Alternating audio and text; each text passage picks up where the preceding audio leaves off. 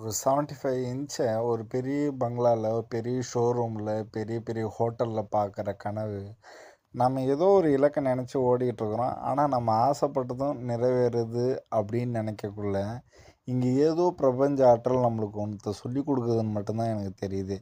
அது என்னன்னா, நான் வந்து வேற லட்சியத்துக்காக ஓடிட்டுருக்கிறேன். ஆனா, எந்த ஒரு இதுவும் இல்லாத மனசு இவ்ளோ ஃபோர்ஸ் பண்ணி, இவ்ளோ என்ன தள்ளுது. "நீ ஆசைப்பட்டது தானே இது, நீ அனுபவிச்சுக்க" அப்படின்னு சொல்கிற மாதிரி, இதையும் அனுபவிச்சுக்க, இதை விட்றாத, நீ ஒரு லட்சியத்துக்காக ஓடுற, உன்னோட சந்தோஷத்துக்கும் முடிச்சுக்கு அப்படின்ற மாதிரி இந்த பிரபஞ்சம் எனக்கு கொடுக்குது.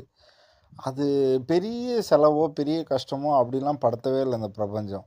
ரொம்ப சந்தோஷமான ஏற்பாடுலேயே வந்து ஒரு சாம்சங்கில் நம்ம சாதாரணமாக நினச்சேன் ஒரு 55 இன்ச்சில் டிவி வாங்கணும்.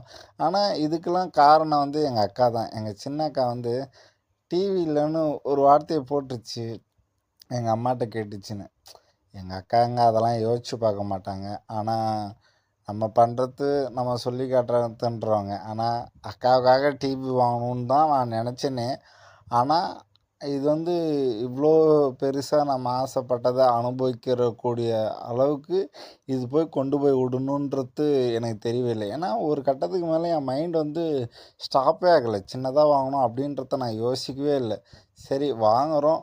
அது சரி, எங்கள் அம்மா உட்காந்து அந்த 75 இன்ச்சில் நாடகம் பார்க்கறதா கூட அவங்க படுத்துக்கிட்டு, எங்கள் அப்பா தான் அனுபவிக்கல நான் சம்பாரிச்சதை. எங்கள் அம்மானாச்சும் நான் சம்பாரிச்சதை அனுபவிக்கணும்னு சொல்லிட்டு 75 இன்ச்சில் டிவியை போட்டு அவங்கள நாடகம் போட்டு பார்க்கறதுல எனக்கு கிடைச்ச சந்தோஷம் இருக்குதுங்களே, அப்பா! அது தீராத ஒரு பெரிய ஆசைன்னு தான் சொல்லுவேன். அதை எங்கள் அம்மாவுக்கு கிஃப்டாக இந்த ஜென்மத்தில் நான் கொடுத்துட்டேன்.